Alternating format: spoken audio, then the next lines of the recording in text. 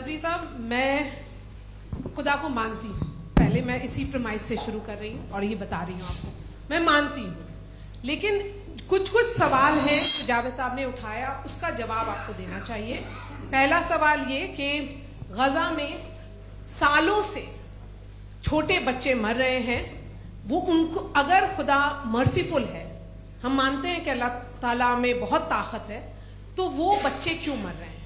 दूसरी बात ये कि अगर कंटिजेंसी की जो आप बात करते हैं, पूरे मुस्लिम ममालिक मिल करके भी उन गजा के बच्चों को क्यों नहीं बचा पा रहे हैं? क्योंकि अगर वो चाहते, क्योंकि अल्लाह ताला उन पर हुकूमत करते हैं, सब पर हुकूमत करते हैं, तो वो उनको क्यों नहीं बचा? जी, थैंक यू वेरी मच। बहुत अच्छा किया आपने इस चीज को जिक्र कर दिया, मैं इसको और अच्छे से एक्सप्लेन करने की कोशिश करता हूं। देखें, जहां तक आपने कहा कि गजा के बच्चों को मारा जा रहा है, देखिए दो वर्ल्ड व्यू है, एक एथिस्टिक वर्ल्ड व्यू, एक थीस्टिक वर्ल्ड व्यू है। बच्चे मर रहे हैं दोनों वर्ल्ड व्यू में, लेकिन हमारा वर्ल्ड व्यू कह रहा है कि रिकॉम्पेंस है, ये कह रहे हैं कि उनका मरना बेकार जाने वाला है, कोई उसका रिकॉम्पेंस नहीं है, चूंकि इनके यहां आखिरत और अल्लाह का कोई तसव्वुर या गॉड का कोई तसव्वुर नहीं है।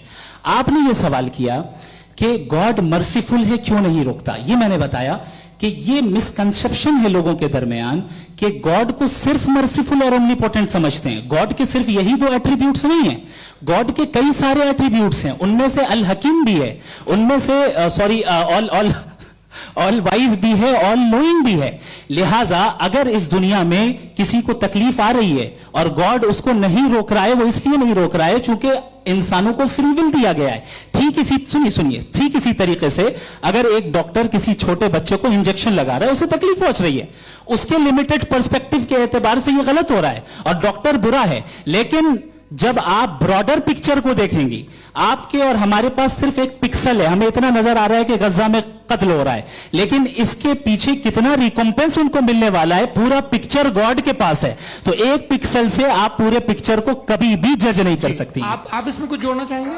आपको कुछ बोलना है इसमें? भैया आपने बहुत अच्छा जस्टिफिकेशन दिया।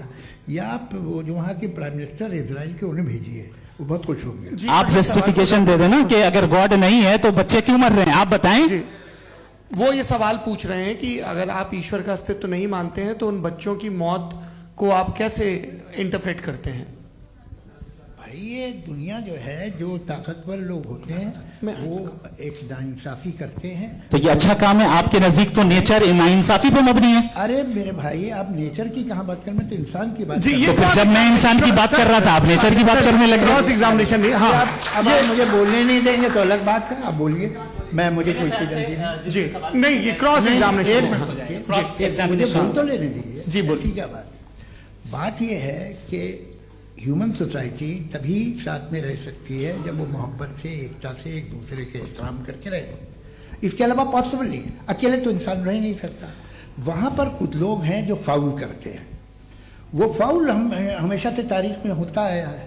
आज ये हो रहा है, जो हो रहा है बहुत बुरा हो रहा है, बहुत जालिमाना है, बहुत जाबराना है। उसको आप कहें कि ये बच्चों को कॉम्पनसेशन मिल जाएगा या इसकी इंजेक्शन है, इंजेक्शन तो हेल्थ के लिए दिया जाता है।